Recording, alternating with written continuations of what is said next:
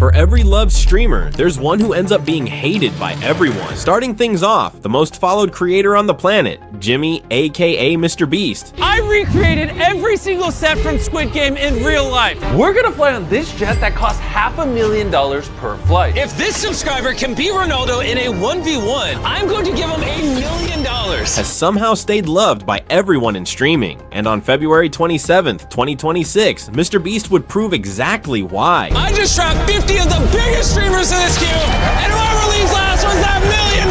These are the biggest streamers in the universe. During his rising streamer warehouse, where 50 creators were locked into one space competing for clout, Neon quietly started isolating himself from the rest of the group. Most people would have ignored it. Jimmy didn't. Instead of letting the tension fester on stream, MrBeast walked over personally and asked Neon what was going on. Wait, why aren't you mingling with everyone? No, I already did. I already had the interactions, yeah. Cleared some beef. Oh, you had some beef? Well, it didn't get cleared. It escalated a little bit, but it's okay. Hey, we're trying to have fun here. Yeah, it's great. Hey, Pinky promise, no beef. Of course, brother. Family friendly. Hell yeah. Shout out to everyone watching. The clip went viral because it summed up exactly what makes Jimmy different. Mans is worth more than every streamer in that warehouse combined, but he still made time to check on the one guy nobody else wanted to be around. That's why even the people who roll their eyes at his videos can't really hate him. The receipts always come back the same. But while MrBeast goes out of his way to keep the peace, Vitaly built his entire career on starting fights with strangers. The Kick streamer's whole brand is predator hunting. 54. 54, you met a 15-year-old boy.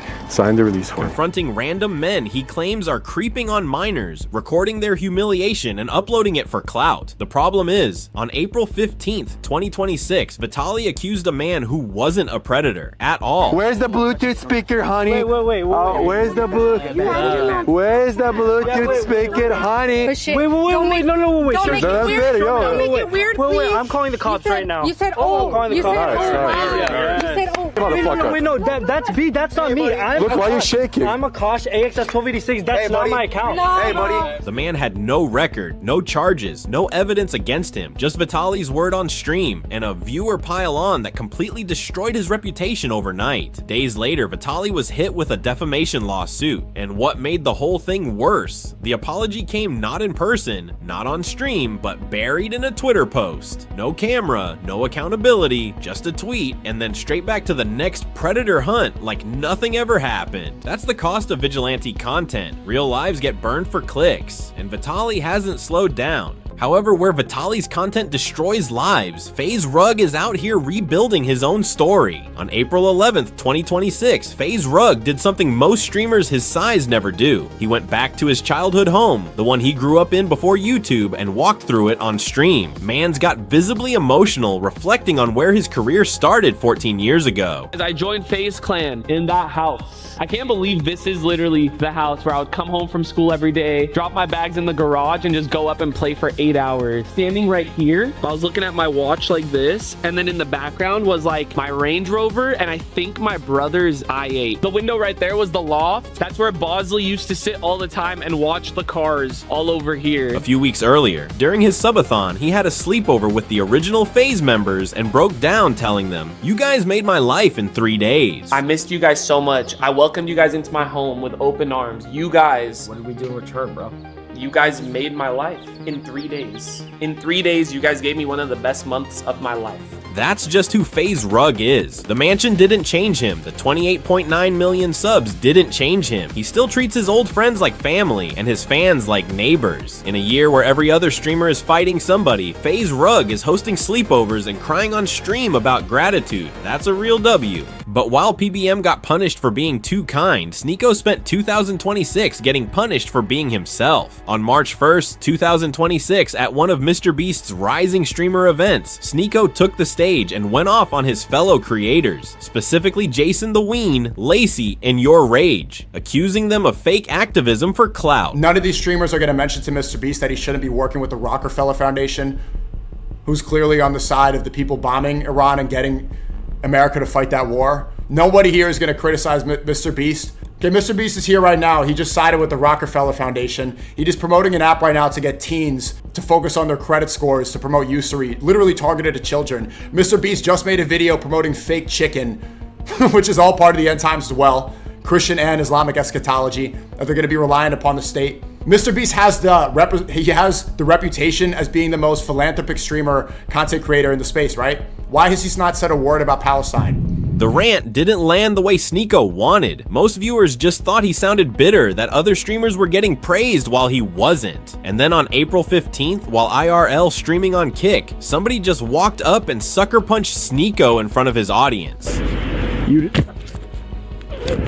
The clip went viral instantly because nobody in the comments seemed too sympathetic. That's what happens when your whole brand is calling everyone else fake. Eventually, the internet stops protecting you. Compared to Sneako's whole year of roasting other creators for clout, Charlie spent his year holding a mirror up to the entire internet, and viewers loved him for it. On February 23rd, 2026, Moist Critical went on a calm, surgical rant about fans who tie their entire identity and self-worth to fictional shows, anime, and characters. The clip pulled over 2.5 million views in days. It's so embarrassing. Like, there's a group of people in every fandom that for some reason take it so seriously that they put the achievements and the accolades of the property they're a fan of on their own soul. So in this case, there are people whose entire identity and personality revolves around being a defender of Breaking Bad and ensuring that this 10 out of 10 remain unsullied by anything else coming close, and they'll fight tooth and nail for it. It's just so embarrassing because, like, they feel personally attacked because another show has an extremely good episode, like in this case, A Night of the Seven Kingdoms with In the Name of the Mother. What makes Charlie different is the delivery. Mans never raises his voice, doesn't moralize, just lays out the truth in his usual deadpan way and lets the audience figure out the rest. This is the same guy who's been on YouTube since 2006 and somehow has never had a real cancellation moment, because he's never trying to be the loudest. He's trying to be the most honest. That's a lot rarer in 2026 than people realize. But where Charlie's whole brand is honesty, Adin Ross built an entire fight league on the opposite. In March 2026, Adin's Brand Risk event was supposed to be the biggest streamer fight night of the year. Instead, it became one of the biggest scandals in streaming. First, Blueface lost a fight to Chibu and immediately accused Adin of rigging the whole thing, claiming Adin engineered the matchmaking, fined him $100,000 for breaking sponsorship rules, and ran shady business behind the scenes. Adin's betting scheme should tell y'all nothing. Nah. I'll definitely never fight on Brand Risk again, just based on Adin's business skills. Then Paul Miller, aka Gypsy Crusader, crashed out claiming Adin set him up to get knocked out for entertainment. You listen to me. Do you like me? No! What? I don't like you. I've never liked you. I hate you. What? You know something? What? You know what kills me about you? What? You did this, right? You threw money at me so that you could hope that some kicks my... Hey! What the fuck is that? No, that's what you want. No, I don't! You want some black guy to beat me up so then you think that I'm gonna just go away from the internet. That's what you think, right? No, I don't! But that's what you want. I want Super Hot Pie to win! Yeah, but why do you want him to win? And right in the middle of all of it, NFL star Le'Veon Bell showed up at Brand Risk and called out Logan Paul to his face. What's next for you? Man, hopefully by the end of this year, I'll fight Logan Paul, Jake Paul, or KSI. You know what I'm saying? I fight those guys. They be kind of the top guys. They all reigning around my weight.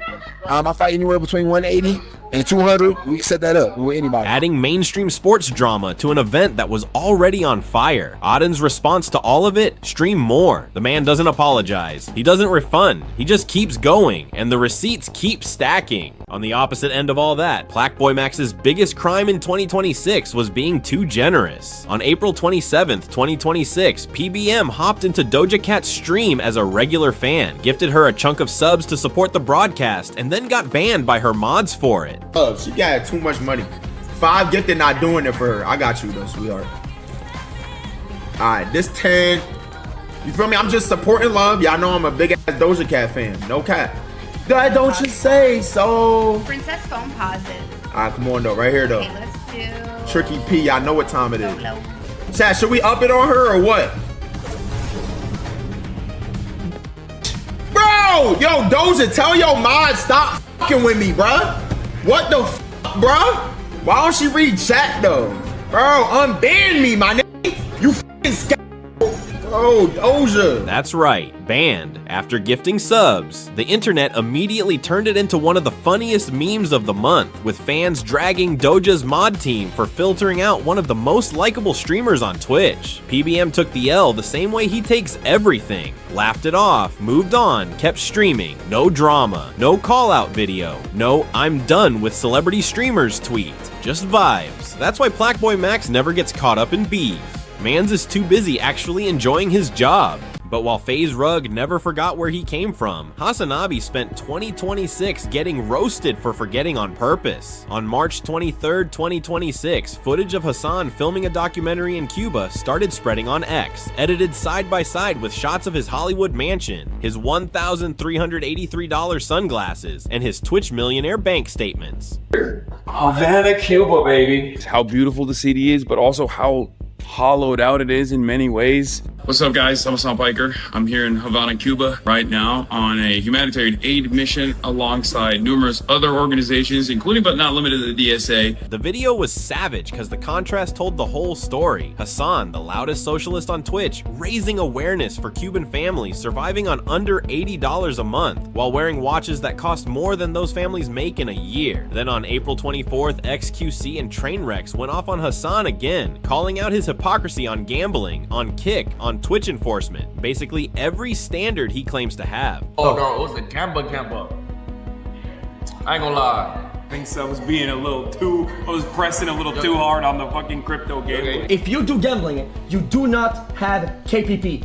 Your account doesn't generate the amount that everybody makes on Kick. It's turned off. You don't make money if you do gambling content. The pattern keeps repeating. Hassan preaches one thing, Hassan does the opposite. The internet notices every single time, and Hassan still hasn't figured out why nobody trusts him. But where Hassan defended his hypocrisy, Asmongold called streaming's hypocrisy out directly. On April 7th, 2026, after Twitch hit Asmon with a 7-day suspension for what they called a TOS violation. Guys, I got suspended on Twitch in the middle of my Crimson Desert playthrough. Asmongold posted a video explaining the ban and ended up exposing one of the biggest enforcement double standards in Twitch history. The way this looks out in the public is not a United States. The opinions of third worlders don't matter. Like, I don't care what some illiterate goat herder thinks in Afghanistan. It doesn't matter. In the context of those people believing AI generated videos about Iran winning the war and nuking Israel off the map. Gentlemen,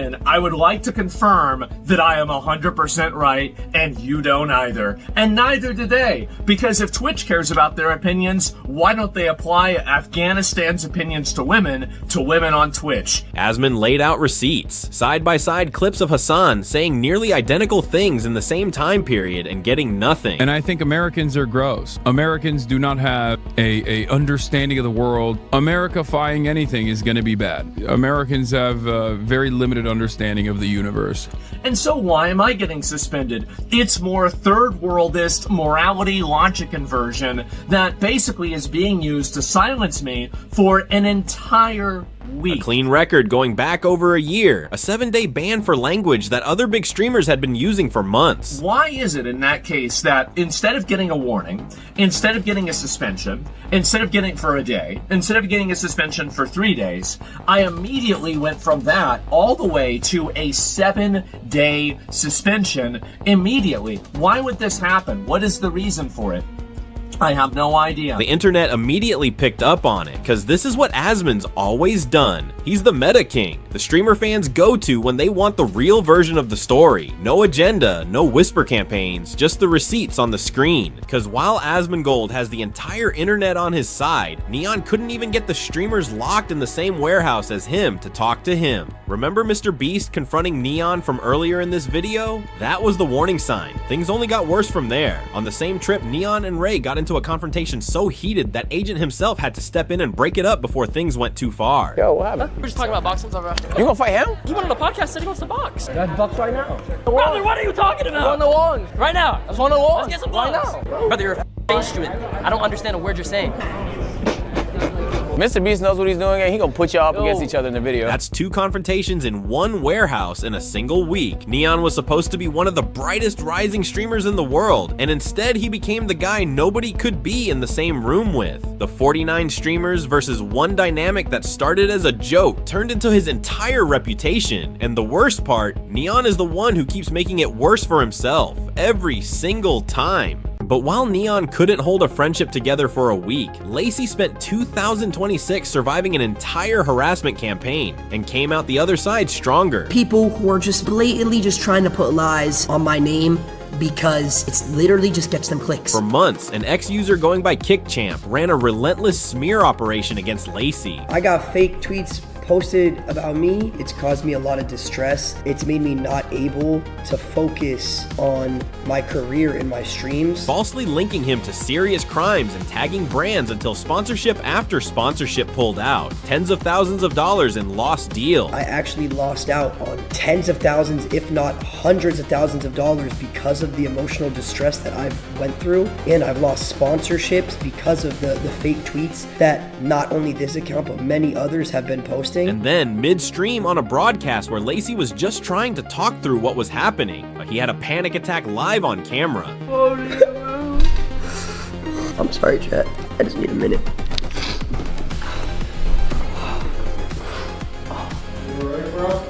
Yeah, it's just really hard. The clip is brutal to watch, but the response from the streaming community was instant. Pokimane, Jason the Ween, and others publicly stood with Lacy. Lawsuits were filed, brand deals slowly returned, and Lacy kept streaming through all of it. That kind of resilience is rare. Most creators would have quit. Lacy stayed. In contrast, while Lacy was the victim of online harassment, Deshae Frost spent April 2026 showing the exact behavior the internet's been trying to root out for years. On April 11th, a video allegedly showing Deshae skipping a female contestant on his dating style boat show went viral overnight, pulling over 6 million views on a single X post. Oh shit. Oh shit. Deshae addressed it on stream, claiming the contact was a push in self-defense after she became physical and that they reconciled afterward, including an on-camera kiss. She was saying crazy things about my family. She definitely was trying to irritate me and get on my nerves and do all these things. So when we're on the boat and she got up, I thought she was good enough to hit me again, and I just mushed her. I never like her or her, but mushed her. I mushed her over there. I mushed because I was not finna be hit. I was not finna go on that, and I just walked away. After that, I apologized. We was kissing.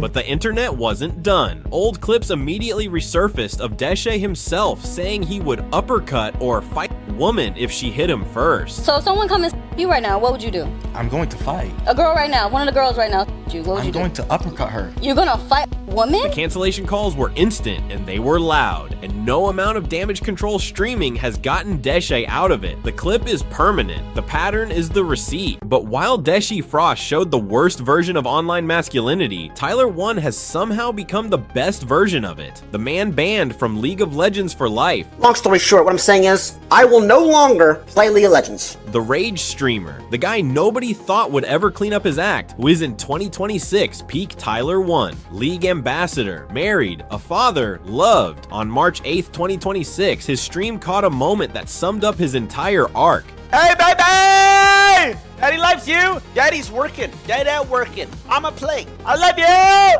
Clips, Tyler 1 with his kid midstream. Mans was deep in a ranked game and just stopped to wave at his baby on the monitor. Hey baby, daddy loves you. Daddy's working. That's it. That's the full clip. Nothing dramatic. Just a guy who used to be the most banned streamer on Twitch, now being a dad on stream. Are you gonna play for them? What? Oh, McDonald had a bar. E-I-E-I-O. And then on March 3rd, after Tyler 1 showed up at MrBeast's event, Your Rage went on his own stream and called Tyler 1 goated, saying if he ever pivoted to IRL streaming, he'd run shit. That's the kind of respect you can't fake. Tyler 1 is goated, gang. If he wanted to do IRL, he'd run shit. I ain't gonna lie. He's a naturally just funny ass nigga, bro. That's the kind of respect you can't fake. Tyler 1 earned every bit of it. But where Tyler 1 found peace in family life, Mizkif spent 2026 spiraling deeper into other people's drama. The OTK era is gone, and what's left is a streamer who can't stop inserting himself into the worst stories of the year. On April 21st, Mizkif went nuclear on stream after a clip resurfaced of Jason the Ween claiming the D4VD murder controversy was good publicity for D4VD's career. Getting murdered and stuffed in the back of a Tesla it's good for David. The girl got murdered in his car, and your idea was it's good for David because he'll go viral, which will make your video, the Spotify song, go crazier, right? Summertime, it'll that's the goal. 6 days later, on April 27th, Mizkif lost it again, this time over Nick Fuentes siding with Amiru in a separate, much darker drama. Nick Fuentes said that you were in the wrong. Is that because she was over 18? Is that why? Or over 14, whatever he goes for now? Both clips show the same thing. A streamer who used to be considered one of Twitch's smartest broadcasters, now visibly emotional, visibly tired, visibly past his peak, getting tangled in every single drama instead of stepping back from any of them. Mizkif's reactions feel real. They just don't feel professional anymore. And the audience can tell. But where Trainwrecks profits off strangers losing their savings, the next streamer was about to lose something even bigger. His closest friendship live in front of millions of people, and the person it happened to is the most loved streamer alive.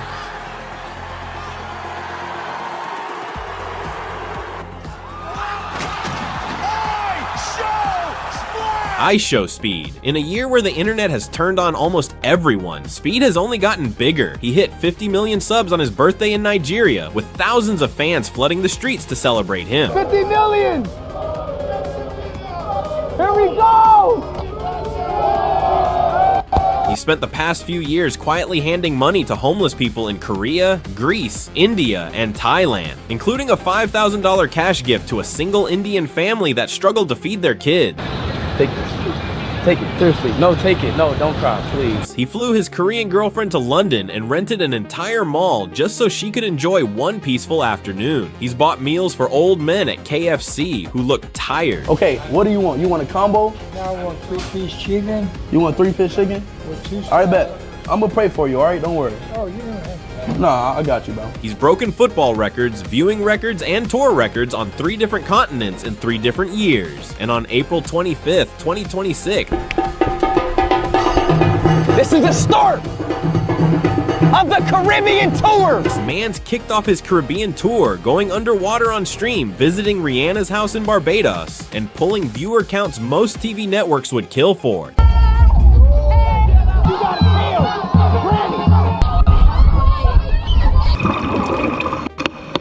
Rihanna!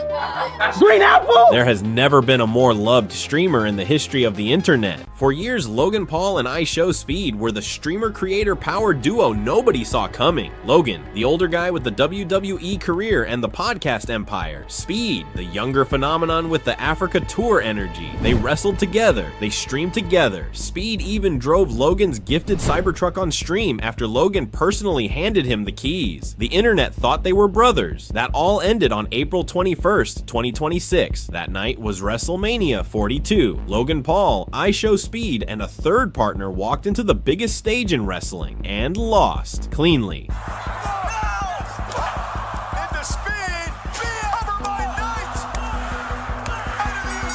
The next morning, Logan got on his own podcast, Impulsive, and made it personal. Are you familiar with IShowSpeed? He betrayed you? Yeah, he stabbed me in the back, which is crazy because I taught him everything he knows. Didn't you low-key try to drag him to the table first or no? No. What? No. Whoa. Stop, bro. No, I'm asking. You joined the WWE on my team, so pull your weight. You have one job, and that is be an asset to the team, not a liability. Did you like hurt him? No, opposite. He hurt us. He called Speed a liability. He said Speed didn't pull his weight, didn't follow the plan, and ruined the match by colliding with his own teammates at the worst possible moments. He went further and saying he could no longer trust him, that creators were ruining WWE, and that the friendship was effectively over. I want to go to Africa with him. He used to be my guy. We're not with him anymore? Nah, not it's anymore. Speed? Yeah, it's Speed. It's IShowSpeed 2026. The internet went silent for about 10 minutes. Then it broke open, because Logan didn't just air grievances. Mans publicly ended one of the most watched friendships in streaming on a podcast millions of people listened to days after the match was over. Speed didn't respond. He just kept streaming his Caribbean tour, going underwater, visiting Rihanna, playing with kids in Barbados, acting like he had nothing to defend, cause he didn't. The thing is, this single moment is bigger than every other story in this video combined. Bigger than the Cuba hypocrisy, bigger than the brand risk rigging, bigger than the false predator stunts, bigger than the slot stream empires and the panic attacks and the warehouse pariahs. Speed lost his closest creator friendship live on a podcast, and the internet still chose Speed. That's how loved he is, and that's how badly Logan miscalculated. The Caribbean tour rolls on, the friendship is over, and the most loved streamer alive just kept moving. But if you want to see exactly how Speed has spent his year ignoring the haters and breaking records on a different continent every single month, click the video on screen right now, cause the Caribbean tour is just getting started. Until next time.